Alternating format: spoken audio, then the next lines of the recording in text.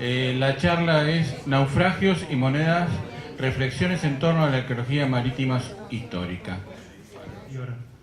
Lo que vamos a ver ahora es una instancia previa a lo que es el manejo de las colecciones dentro de los laboratorios de conservación y de investigación, y tiene que ver con la preservación de las grandes colecciones que provienen de naufragios. Los tres actores principales de esta charla van a ser, por un lado, estas colecciones de monedas y dos personajes que han entrado en discusión durante muchísimos años, que son los arqueólogos, la comunidad académica por un lado, y los buscadores de tesoros o las empresas privadas de salvamento. Es sorprendente la cantidad de embarcaciones hundidas que hay alrededor del globo. Estas se pueden contar por decenas de miles, y muchas de ellas tienen cargamentos también con centenares de monedas. El problema es que han sido vistas y continúan siendo objeto de expolio, es decir, de saqueo. ¿Por qué? Porque se las ha considerado desde una visión muy romántica como tesoros, lo cual no ha colaborado en nada con que estas monedas puedan ser recuperadas e investigadas de manera apropiada. Bueno, la charla está dividida en tres partes. La primera tiene que ver con lo que es el patrimonio cultural subacuático, y me voy a enfocar fundamentalmente en esta primera introducción, que tiene que ver con la disciplina que se encarga de su estudio, de su investigación. Voy a hablar un poco de los naufragios históricos, fundamentalmente postmedievales, porque estos son los que han sido objeto fundamental de expolio debido a las grandes cantidades de piezas que llevaban a bordo. Y luego voy a hablar del programa de arqueología subacuática, que es donde trabajo, y de un caso emblemático de investigación a nivel latinoamericano, que es el estudio de la corbeta de guerra HMS Swift. Luego voy a pasar a hablar de lo que eran las monedas y los barcos, la vinculación que había entre ellos, y el estudio de las colecciones. Y finalmente lo dejé a propósito para el final. Voy a hablar de las actividades de explotación comercial de este patrimonio. Decidí dejarlo para el final porque me pareció importante primero poder definir cómo hacer correctamente una investigación, para que luego, por contraste, caiga por su propio peso el otro tipo de actividades. Bueno, para definir el patrimonio cultural subacuático podría ser interesante partir desde la definición legal. Y un buen punto de partida es la Convención de la UNESCO sobre la protección del patrimonio cultural subacuático de 2001. Esta considera como patrimonio cultural subacuático todos aquellos rastros de existencia humana de carácter cultural, histórico o arqueológico, que hayan estado en contacto con el agua parcial o totalmente, por más que hoy se encuentren en tierra, expuestos a la intemperie, por lo menos durante 100 años. Aquí esto es una definición muy general, es una guía, tal como lo propone la UNESCO, y evidentemente hay algunas cuestiones que son arbitrarias, como la definición del marco temporal. Nadie hubiera dudado en 1985, cuando descubren el Titanic, que este tenía una relevancia histórica, por más que no llevara 100 años sumergido. Y a su vez hay que tener en cuenta que esta definición de lo que es patrimonio depende hoy en día, sobre todo en arqueología, de una multiplicidad de voces, sobre todo de los actores que están de algún modo u otro involucrados con estos objetos. A nosotros en particular nos van a interesar los buques con cargamentos u otros contenidos, junto con su contexto arqueológico natural. Esto ténganlo en mente porque es muy importante, ya vamos a ver después que es una de las cuestiones que ha sufrido mayor deterioro. No solamente las monedas, sino el entorno en el que se encontraban.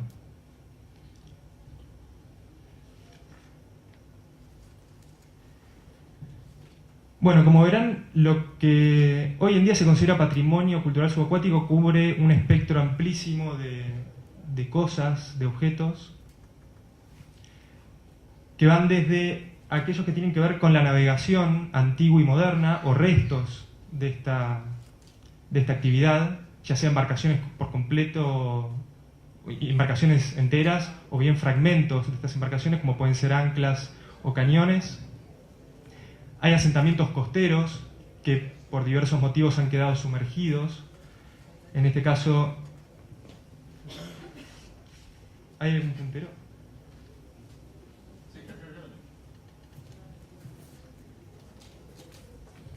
Gracias.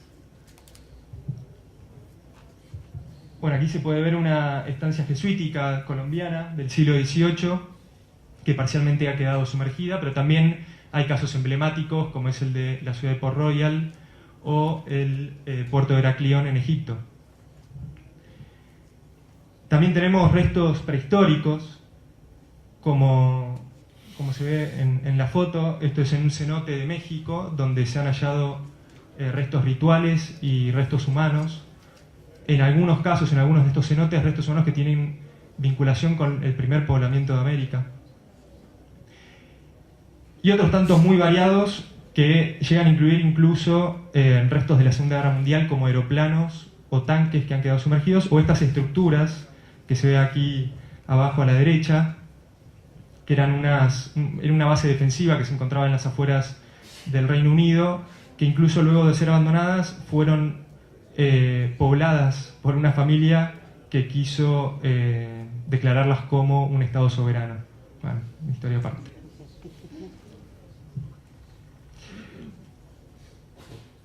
La arqueología, de manera muy sencilla, básicamente se puede definir como el estudio de las sociedades y las personas del pasado mediante el análisis de los restos materiales producto de sus actividades.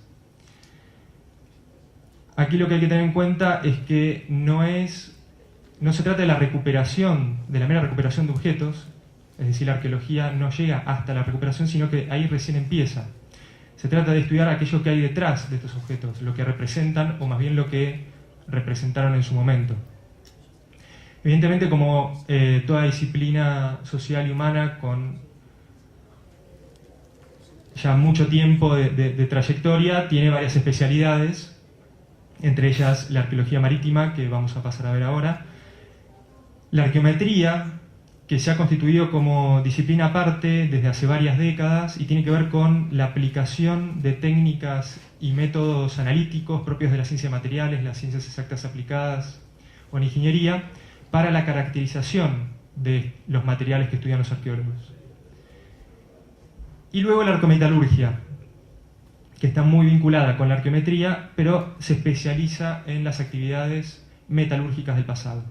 En la zona que está señalada en azul vamos a encontrar la mayoría, en esa intersección, la mayoría de los estudios que se han realizado hasta la fecha sobre monedas procedentes de sitios arqueológicos. Por supuesto, a este escenario habría que incorporar la numismática, que se ocupa de lleno, como bien saben, de la investigación de las monedas. La arqueología marítima está enfocada en las actividades del ser humano, las actividades, las relaciones comerciales, políticas, incluso las ideas que había en el pasado. En particular, en el caso de el vínculo de las personas con el medio acuático, llámese los mares, los ríos, los lagos, etc. Y todas las actividades que se realizaban de algún modo u otro en vinculación con este medio. Evidentemente, por la relevancia que han tenido a lo largo de la historia del ser humano los viajes, las embarcaciones se han constituido como el foco principal o el objeto de estudio principal de la arqueología marítima. Pero no exclusivamente, como vimos antes, también se han estudiado ciudades y otra gran cantidad de sitios que no tienen que ver con la navegación. Bueno, como especialidad científica debió recorrer un largo camino y ya no es lo que era antes. No se trata de una mera recuperación de artefactos, como fue o como se intentó durante siglos, sino que, como les venía diciendo, tiene que ver con el estudio, ¿sí?, de las sociedades. Acá vemos uno de los primeros ejemplos de un interés genuino científico por estudiar los restos sumergidos, que es de mediados del siglo XIX. Se trata de un investigador, un burgués, que se encuentra arriba del barco, que manda a buscar un buzo con métodos muy rudimentarios, muestras de un asentamiento de palafitos en un lago de Alemania. Evidentemente, como les decía, pasó mucho tiempo y fundamentalmente a partir de la década de 1950-1960, la arqueología marítima se constituye como especialidad científica, por dos grandes motivos. Por un lado, se desarrolla el sistema de buceo autónomo, o SCUBA, que es lo que le permite a los arqueólogos permanecer durante mucho tiempo bajo el agua, realizando sus actividades. Y por el otro lado, el desarrollo de un montón de métodos y técnicas de excavación y de análisis de los materiales que fueron adaptados específicamente al medio acuático. Es decir, se trasladaron los altos estándares que había en arqueología terrestre a un medio que es poco común, o sea, en el que nosotros no estamos acostumbrados a participar. Y hoy en día, una excavación arqueológica incluye una serie de metodologías que tienen que ver con el relevamiento, el registro, la prospección, la excavación, muy rigurosas. Acá en esta imagen, por ejemplo, estamos viendo el caso de una embarcación española, un navío de 64 cañones de mediados del siglo XVIII, sujeto a, por un lado, excavación por esta persona, que tiene una manga de succión. Este es el elemento característico del arqueólogo para remover el sedimento debajo del agua. Está registrando los hallazgos por intermedio de dibujos, notas, posicionamiento tridimensional en el sitio con respecto a puntos de referencia. Y luego otro que hace el registro documental gráfico, fotográfico. Ahí atrás.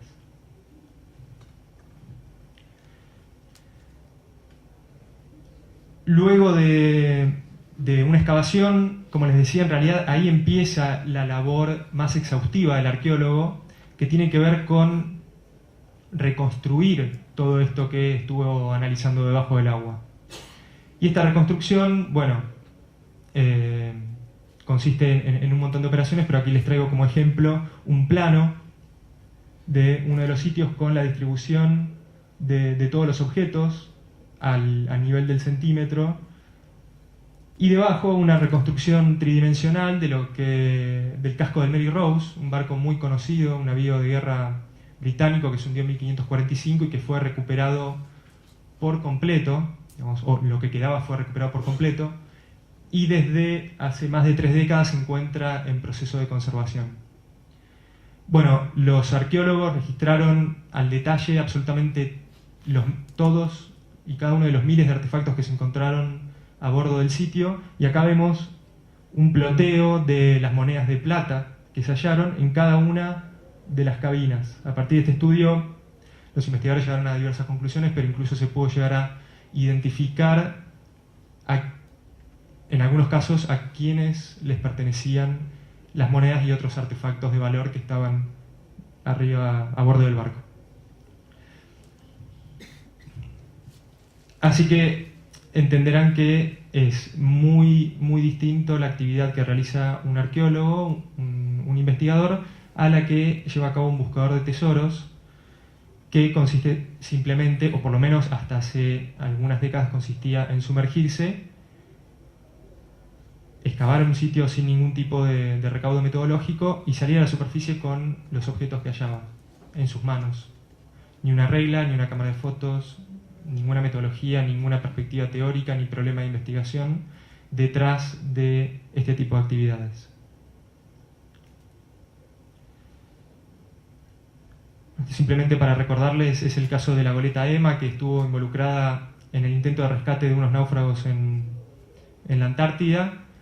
Así es como era, y esto es lo que encontramos hoy, así que imagínense lo difícil que es, en algunos casos, a partir de este registro tan fragmentario, poder reconstruir la historia pasada. Con lo cual es crucial, es fundamental poder ser estrictos con respecto a la metodología utilizada. Bien, las temáticas que pueden abordarse son diversas. Esto simplemente es un esquema de todas aquellas que están incluso interrelacionadas y que se pueden estudiar a partir de las embarcaciones, ya sea la tecnología naval, los materiales en sí, cómo reaccionaron al medio o cómo fueron pensados para poder ser utilizados en el medio acuático, las tradiciones navales, el propósito de los viajes, y nos interesa a nosotros resaltar particularmente los aspectos económicos, que son los que tienen que ver o los que han estado involucrados fundamentalmente con los cargamentos de las monedas.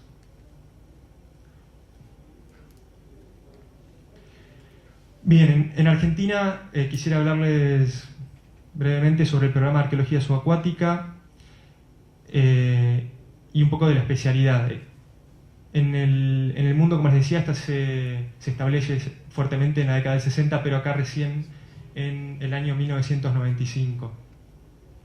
Y a partir de entonces empiezan a desarrollar proyectos multi e interdisciplinarios dirigidos y obrados por arqueólogos, con capacitación en los métodos científicos del trabajo subacuático. Aquí se ve un mapa con una especie de ploteo de la densidad de naufragios. Las zonas rojas son donde hay mayor concentración. Se estima que a partir de la información documental histórica hay más de 1.600 naufragios hundidos, pero es muy probable que haya unos cuantos más. Y solo un número muy reducido de ellos ha sido investigado.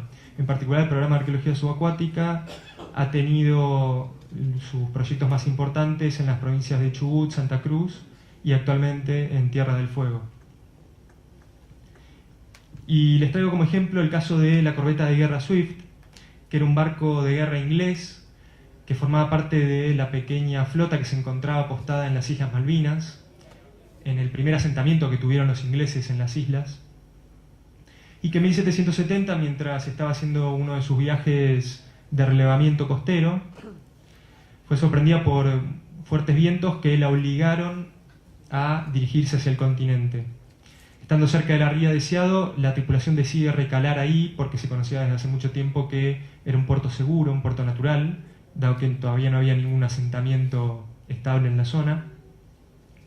Pero encalla con una roca y luego de varias horas se va a pique. Este barco reviste interés a nivel latinoamericano porque, es la primera investigación que se hace de manera exhaustiva. Ha llevado una década y media estudiar esta embarcación. Todavía obviamente queda muchísimo más por hacer. Pero por un montón de condiciones se han conservado una gran cantidad y diversidad de objetos, de materiales tanto orgánicos como inorgánicos, que reflejan un montón de aspectos de la vida a bordo de esta embarcación y de la tecnología naval y cultural de la época. Este es un plano del sitio donde se ven las áreas de excavación que están dispuestas en rojo. Voy a ir atrás un segundo para que se entienda mejor. Esta es una simulación del proceso de naufragio según la corte marcial a la que estuvieron sometida la tripulación al regreso a Inglaterra, y al relato del teniente de este barco que nos llegó hace algún tiempo y que cuenta cómo fue que sucedió todo. Y aquí a la derecha lo que vemos es un corte a la altura más o menos de la parte media del barco, y se ve todo lo que se conserva actualmente de la estructura, que es alrededor del 60-70%. Obviamente todo lo que está dentro está, en algunos casos, prácticamente intacto.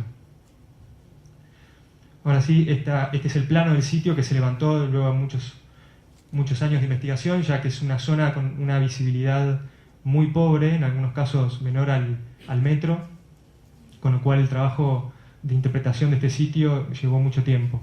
Y algunos de los objetos que se ven en las fotografías que actualmente permanecen en el sitio, como los cañones, las anclas y las bombas de achique. Este es un ejemplo de cómo se trabaja, incluso en lugares con tan poca poca visibilidad, y con fuertes corrientes, temperaturas del agua muy frías y demás. Es una representación gráfica de un área típica de excavación de 2 metros por 2 metros en la zona de popa, el lugar perteneciente a los oficiales de la embarcación, donde se van a ir viendo cómo van apareciendo a medida que se va excavando por niveles los distintos artefactos. Este es el registro que se toma cada vez que se baja un nivel, y estos son los artefactos. En algunos casos salen prácticamente nuevos, y en otros es necesario desarrollar un montón de tareas de conservación que llevan muchísimo tiempo. Como les decía, la conservación en algunos casos es destacable, incluso artefactos muy frágiles como estos vasos y copas de vidrio que están intactos. Objetos de porcelana china.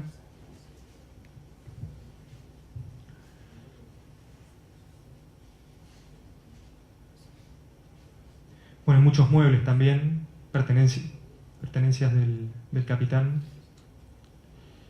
Bien, lo que hacemos particularmente en el laboratorio de materiales de la Facultad de Ingeniería, donde reside el grupo de arquimetalurgia, es aplicar toda una serie de técnicas analíticas para poder analizar parte de estos materiales, en particular los metálicos.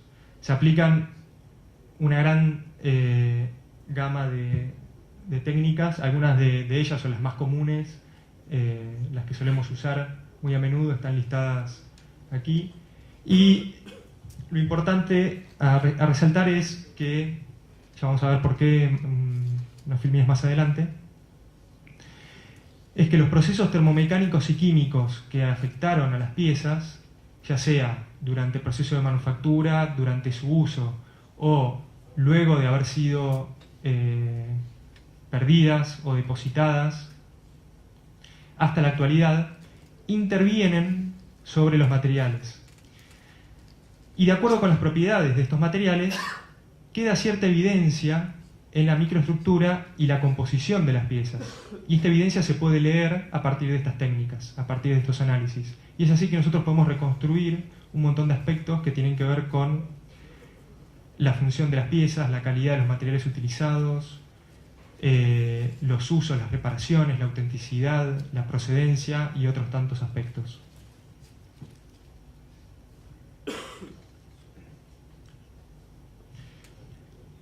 Bien, pasemos a las monedas en particular, que es lo que más nos interesa en este caso. ¿Qué hacían a bordo de los barcos? Bueno, se puede establecer una distinción entre aquellas que formaban parte del cargamento, que se llevaban por decenas de miles, aquellas que se llevaban a bordo para pagarle a la tripulación o para obtener provisiones a lo largo del viaje, y aquellas otras que llevaban los tripulantes como objetos personales, incluso hasta como souvenirs. A nosotros como arqueólogos nos interesan todas estas monedas, mientras que a otros les interesan fundamentalmente la de los cargamentos, y como les decía, sin importar la historia que hay detrás de ellas. En este caso es una imagen de la excavación de un barco hundido en el delta del Ebro, en España. Este barco se hundió en 1813 y formó parte de una flota combinada que se enfrentó, una flota de sicilianos, españoles e ingleses, que se enfrentó a Napoleón para liberar a la ciudad de Tarragona, y se hundió luego de un temporal al norte de España. Y estas monedas, es llamativo, las encontraron hace muy poco los arqueólogos que están investigando el sitio, y constituyen monedas rusas. Son las únicas monedas que se encontraron hasta ahora en el barco, y todavía, bueno, están investigando qué hacían a bordo, ¿no? Porque probablemente hayan pertenecido a un tripulante de dicha nacionalidad, pero seguramente no tenían ninguna utilidad, o por lo menos ninguna utilidad comercial en la época, en el contexto en el que se estaban desarrollando las actividades. Bueno, ejemplos sobre barcos o actividades comerciales conocerán durante los últimos, por poner un caso 500 años, han circulado miles y miles de barcos de aquí para allá, alrededor del globo, con importantes cargamentos de monedas, y muchos de ellos nunca llegaron a destino y yacen actualmente debajo del agua, en algunos casos a poca profundidad y en otros a profundidades inaccesibles para el ser humano, sino a través de tecnologías muy avanzadas.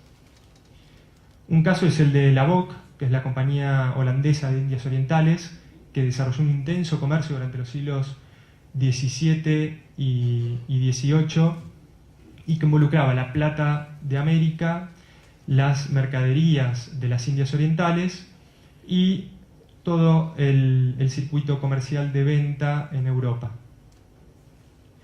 Muchísimos de estos barcos, como estos que están listados acá, por ejemplo, cubren un espectro de 2 siglos, casi 2 siglos, y muchos de ellos se encuentran hundidos y han sido objeto de expolio, en algunos casos utilizando hasta explosivos, para que se dé una idea del contraste, ¿no?, con respecto a lo que les contaba antes. Obviamente el objetivo, recuperar las cuantiosas cantidades de monedas de plata que llevaban a bordo. Y por otro lado tenemos investigaciones que han desarrollado fundamentalmente arqueólogos australianos, que es donde, o en cercanías de donde se encuentran la mayoría de estos barcos, y que han permitido conocer una gran cantidad de aspectos acerca de este circuito comercial de la compañía. Desde las fuentes de abastecimiento de la plata, los procesos inflacionarios en Europa en esta época, la producción oficial de las monedas, los problemas de la circulación del dinero en determinados periodos y los usos de las reservas de los bancos, etcétera, etcétera. Otros, en cambio, como les decía, fueron por completo despojados de estos cargamentos de monedas, y de estos barcos no se sabe nada, o no se aprendió nada a partir de estas actividades.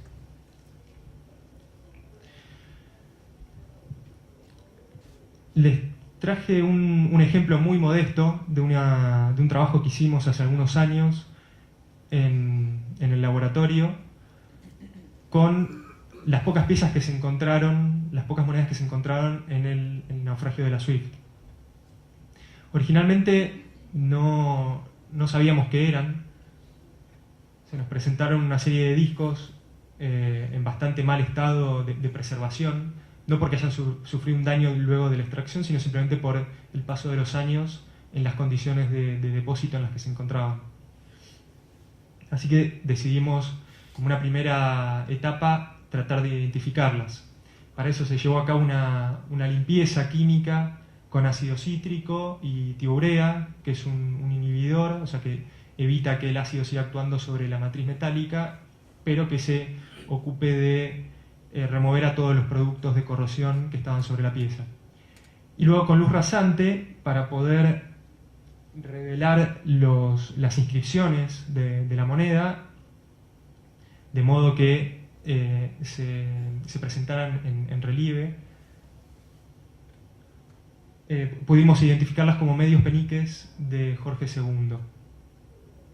El color no es así, no quedó de ese color la pieza, sino que es el producto de la intervención de la luz rasante y del proceso para poder distinguir mejor la inscripción, ¿no?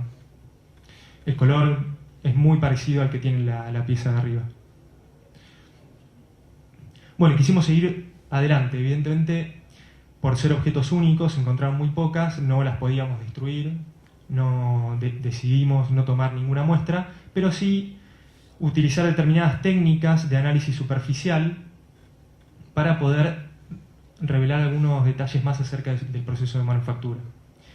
Y es así que la llevamos al microscopio electrónico de barrido, por ser piezas muy pequeñas, se pudieron meter en la cámara de microscopio sin ningún problema, y por ser metálicas no tuvieron que ser sometidas a ningún proceso de preparación. Y gracias a la corrosión o los efectos que había tenido la corrosión a lo largo de los años, se produjo una especie de ataque sobre la microestructura del material y pudimos revelar o pudimos identificar a esta estructura como una estructura típica que se llama dendrítica, que es típica de un proceso de colada y solidificación del material. Es decir, estas piezas para su fabricación se fundieron, fueron fabricadas en moldes. Paso siguiente fue analizar la composición de las piezas y vimos que en todos los casos no se trataba de cobre sin alear, cobre casi puro. Hay que tener en cuenta que los cobres que manejaban los ingleses en esta época disponían de técnicas de refinamiento que les permitió obtener cobres de un 99, en algunos casos 7-8% de pureza. Y muchos artefactos que utilizaban los ingleses tenían esta pureza, así que los aleantes que fueron incorporados a la aleación fueron incorporados de manera ex professo, por varias razones, pero entre ellas algunas técnicas y otras por cuestiones de costo. Y como ustedes saben, en esta época las monedas de este tipo se fabricaban a partir de cospeles que se obtenían de planchas laminadas en caliente y que luego eran acuñadas. Con lo cual, estas piezas no cumplen con ninguna de las condiciones necesarias para considerarlas como piezas oficiales producidas por la Royal Mint, y concluimos que se trataba de falsificaciones. Luego sí, no les traje la foto, pero también analizamos una pieza auténtica de este mismo tipo, que presenta obviamente la microestructura que se esperaría de granos recristalizados y demás, que se esperaría para una moneda que fue acuñada a partir de un cospel.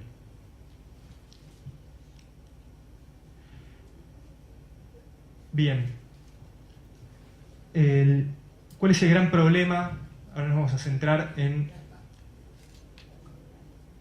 el problema fundamental que gira alrededor de la preservación de este patrimonio numismático. Y tiene que ver con la explotación comercial del mismo.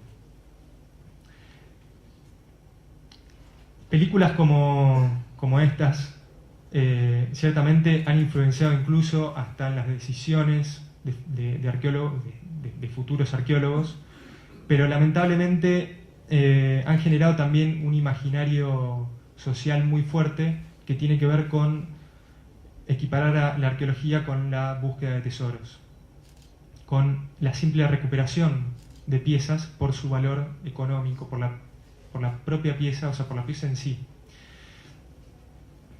Lamentablemente, instituciones muy reconocidas a nivel mundial, como la National Geographic, en algunos casos han generado mayor confusión, sobre todo sacando documentales o artículos en su revista con tesoros que fueron recuperados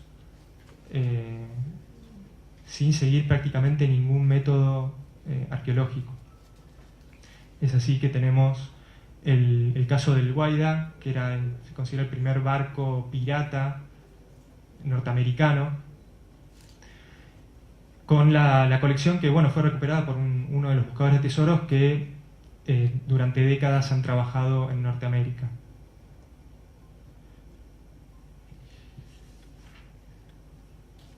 Lamentablemente, para el espectador en general, que no tiene los conocimientos acerca de lo que se trata una investigación de los objetos de esta clase, incluso las actividades realizadas por los buscadores de tesoros cumplen con hasta altos estándares, se podría decir. De hecho, consiguen muchos permisos de parte de las autoridades gestoras del patrimonio, con lo cual el problema es doblemente grande. Y a esto se suma obviamente nuestra falta de habilidad, la falta de habilidad de la comunidad académica, la comunidad de arqueólogos, para poder difundir qué es lo que hacemos, de qué se trata lo que hacemos y cómo creemos que está bien hacerlo.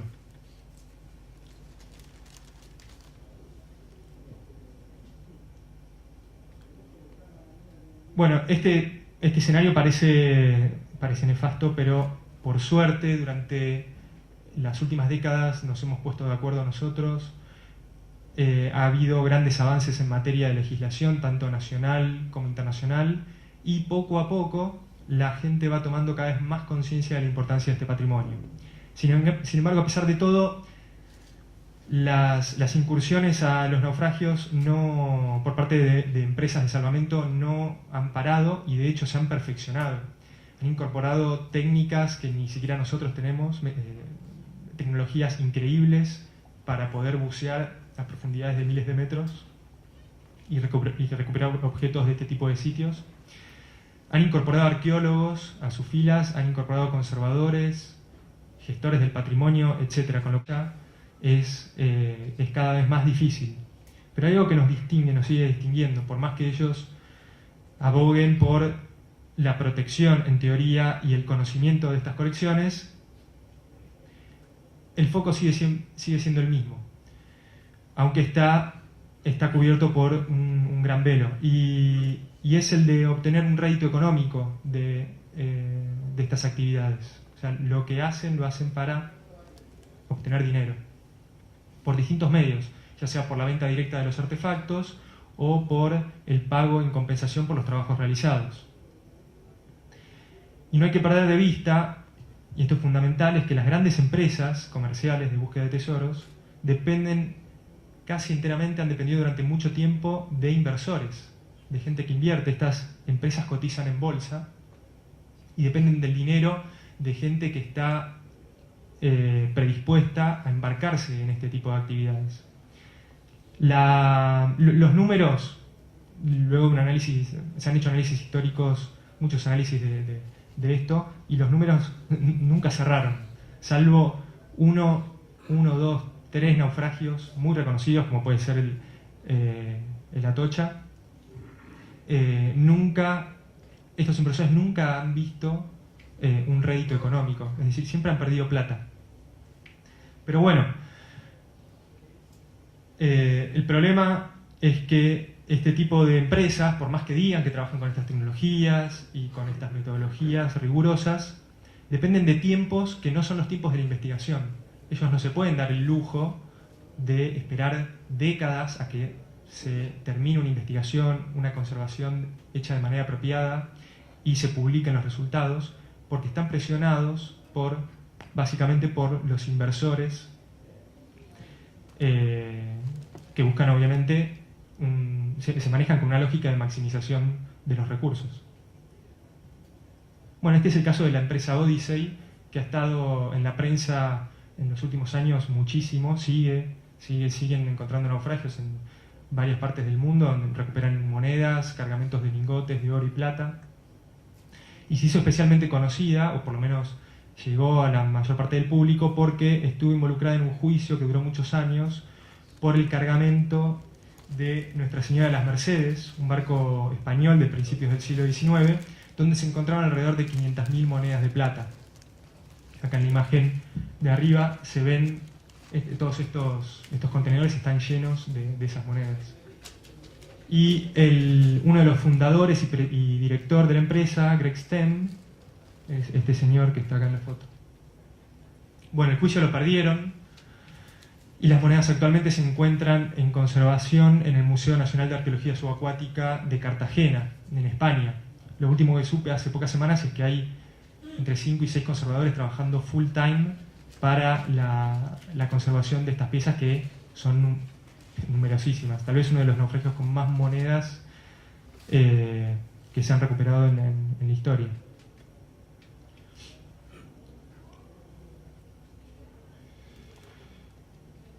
Bien, como les decía, este tipo de tesoros termina en manos privadas, termina en casas de remate y se dispersan por el mundo. Nunca más se conoce nada de ellos, salvo por, digamos, los depositarios de estas piezas, pero que por lo general no saben o no son conscientes de todo lo que hubo detrás, o todo lo que pasó antes de la obtención, antes de que estas monedas, que llegan obviamente en muy buen estado a las casas de remate, porque si no, no tienen ningún tipo de utilidad, desconocen todo lo que ha sucedido toda la problemática que hay detrás. Bueno, ya no me queda tiempo. Pensaba discutir con algunas ideas que propuso Greg Stem para la venta de este tipo de artefactos. Pero bueno, no voy a poder hacerlo. Él plantea una solución al tema de la dicotomía o de lo que nos ha separado a los arqueólogos de los buscadores de tesoros durante largo tiempo, y plantea que una solución sería categorizar a los artefactos, digamos, agruparlos según aquellos cuyo valor económico prima sobre su significación arqueológica y aquellos cuya importancia cultural o arqueológica debería restringir su venta o dispersión. La historia de la disciplina de la arqueología nos muestra que hasta los objetos que en su momento se consideran como insignificantes, hasta restos de carbón, han revolucionado, han cambiado por completo el modo de entender muchos de los sitios, ya que, por ejemplo, en el caso del carbón, antes de la década del 50, las dataciones, las ascripciones temporales que se hacían de los sitios se avanzaban en secuencias tipológicas de artefactos, cuando a partir del desarrollo de la técnica de datación del carbono 14 fue posible datar de manera absoluta estos sitios. Bueno, su empresa y la asociación que nuclea muchas de las empresas comerciales de buscadores también tienen su código de ética, como tenemos los arqueólogos, los conservadores y los museólogos, que evidentemente presentan muchísimos problemas, pero básicamente dice, en el caso de las monedas, como conclusión de su trabajo, es que con una documentación a nivel métrica y gráfica es suficiente o es prácticamente toda la información que es necesario disponer para poder realizar cualquier estudio futuro, con lo cual, con tener la foto y las medidas de la pieza, no hace falta tener la pieza para realizar estudios futuros. Evidentemente esta persona no está actualizada en el tema y no considera las cuestiones o todos los estudios que se han hecho estadísticos y de caracterización de materiales a lo largo de las últimas décadas, que han aportado información novedosa que no estaba previamente consignada en las fuentes documentales disponibles. Bueno, la legislación es sumamente variable, pero con esto concluyo ya la charla. Por suerte, Argentina históricamente no ha sido objeto, no ha sufrido el expolio de buscadores de tesoros que se han concentrado, como muchos de ustedes saben, en aguas uruguayas, y ahí han hecho desastres durante varias décadas, incluso personas, o sea, argentinos que han ido a trabajar allá y a destruir por completo naufragios y naufragios tras naufragios. Por suerte nosotros desde 2003 disponemos de la Ley de Protección de Patrimonio Arqueológico y Paleontológico, que pasó a contemplar por primera vez a los restos sumergidos en aguas jurisdiccionales también con un rango temporal idéntico al de la Convención de la UNESCO de 100 años. Bueno, asimismo también disponemos de varias leyes provinciales complementarias, y en 2010 Argentina ratificó la Convención de la UNESCO y pasó a ser parte de los Estados miembros que se rigen por lo que figura en esta convención. Desgraciadamente, países con una historia marítima increíble, como Inglaterra y Estados Unidos, donde ya no tienen 1.600 naufragios, sino que tienen más de 50.000 naufragios que se sepa de su existencia, naufragios y otros restos relacionados, ¿no?, con las actividades marítimas, lamentablemente no han ratificado la Convención de la UNESCO, no planean hacerlo en el corto plazo y todavía siguen contemplando y siguen permitiendo ciertas actividades de buscadores de tesoros.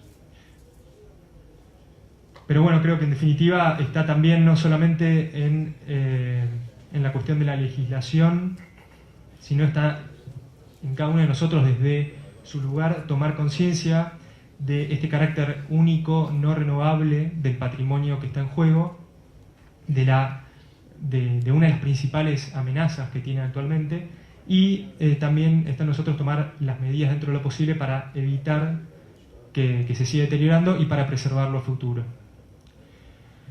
Bien, con esto finalizo.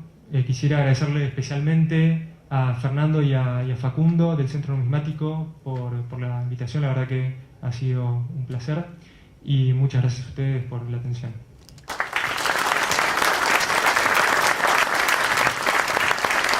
Nicolás, Sí. te puedo preguntar una pequeña, cortita, compuesta la pregunta. En el laboratorio ustedes hacen análisis metalográficos. Sí. ¿Solamente de lo que obtienen ustedes o a requerimiento de terceros también? No, también hacemos a requerimiento de terceros. ¿Es muy costoso? Depende del caso. Cuando... no, la verdad es que... Me está diciendo que me va a hacer un descuento por eso. El laboratorio, la institución, la Facultad de Ingeniería hace trabajos a terceros, pero fundamentalmente para empresas, y sí, estos tienen un costo relativamente elevado, pero cuando se trata de patrimonio cultural, solemos, dentro de la medida de nuestras posibilidades, del tiempo que disponemos, se charla. Por lo general no se cobra. Está bien. No afecta para nada la pieza, ¿no? No, hay estudios, dentro de los estudios que les mencioné, hay algunos que son... Hay una amplia gama. Hay algunos que son destructivos por completos, que incluyen hasta la disolución del material, otros que requieren de una pequeña muestra y otros que son prácticamente no invasivos, como pueden ser los rayos, la radiografía. Que puede ser que hay un día que lo afecta a nivel microestructural, pero o que el haz de electrones que incide sobre la pieza del microscopio electrónico de barrido lo afecta, pero es a un nivel nanométrico, con lo cual se considera no destructivo. Hay muchos análisis no destructivos o no invasivos y otros tantos que sí.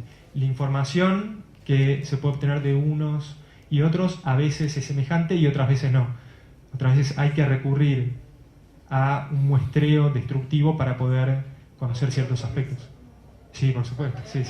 No, hay todo un protocolo para el muestreo de piezas. Gracias.